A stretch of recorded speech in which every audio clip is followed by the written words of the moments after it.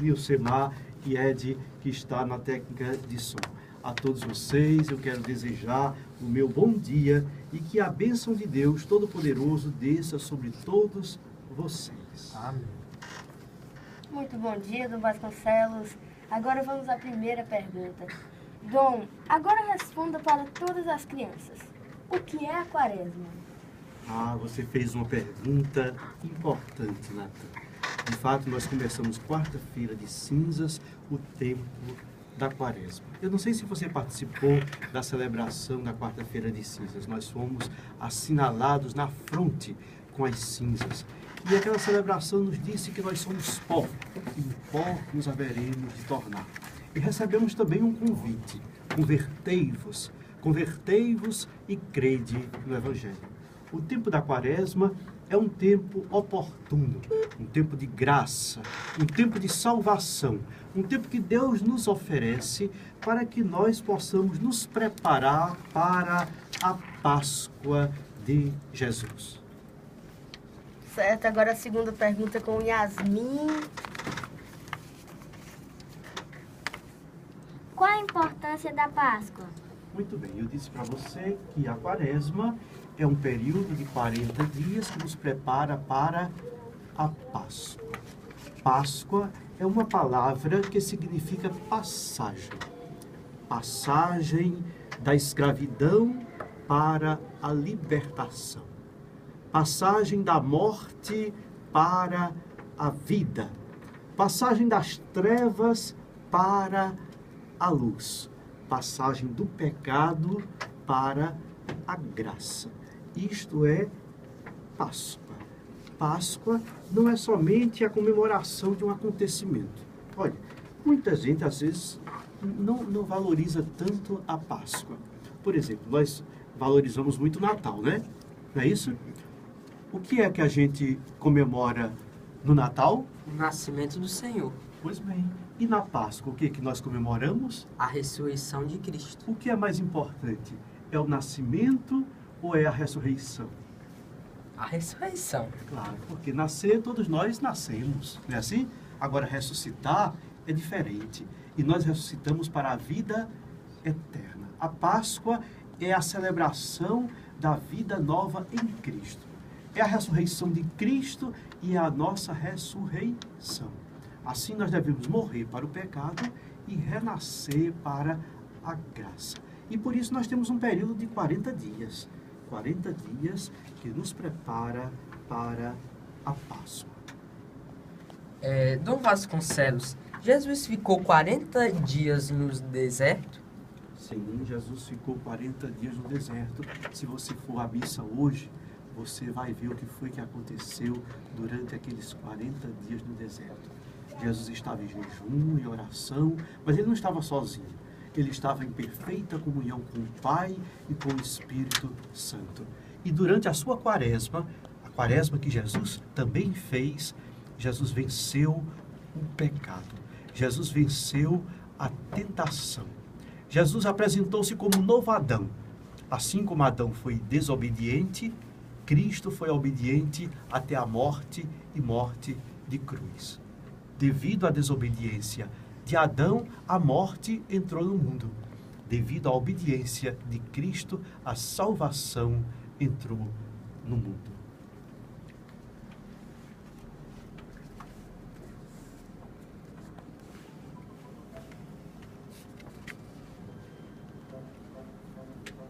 Dom Vasconcelos, como as crianças devem viver este tempo de quaresma? Eu gosto de comparar a quaresma com uma escadaria de 40 degraus. Uma escadaria de 40 degraus que nos conduz à glória do Cristo ressuscitado. Nós devemos viver intensamente cada dia da quaresma, né?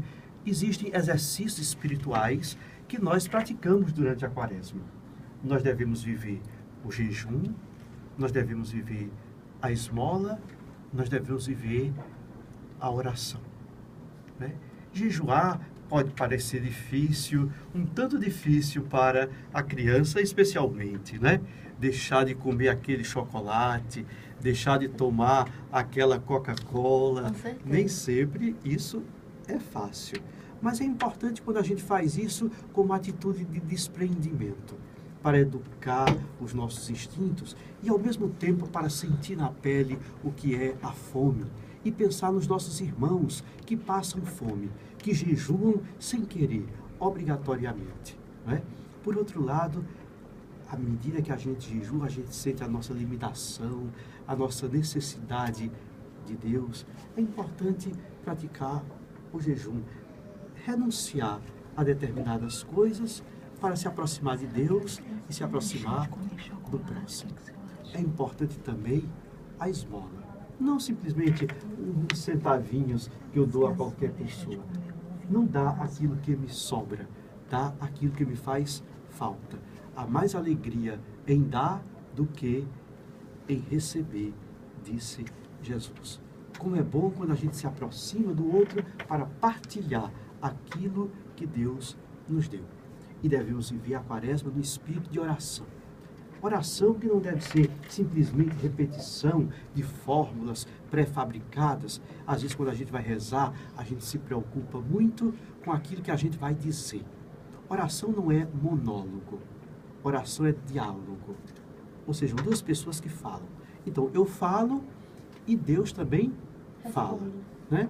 Às vezes eu me preocupo com o que vou dizer a Deus. E digo tanta coisa. E às vezes eu esqueço de escutar Deus. Então nós devemos viver o espírito da quaresma nesse diálogo com Deus.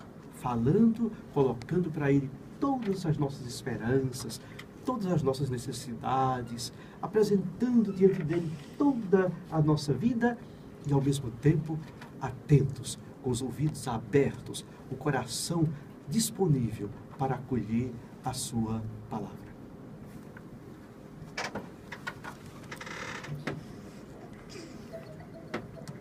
Dom Vasconcelos, você acha que as crianças vão deixar de comer o ovo de Páscoa? Ah, você falou muito bem, né? Por que o ovo de Páscoa? O que é que tem a ver o ovo de Páscoa com a Páscoa? Nós dissemos que Páscoa é passagem, não foi assim?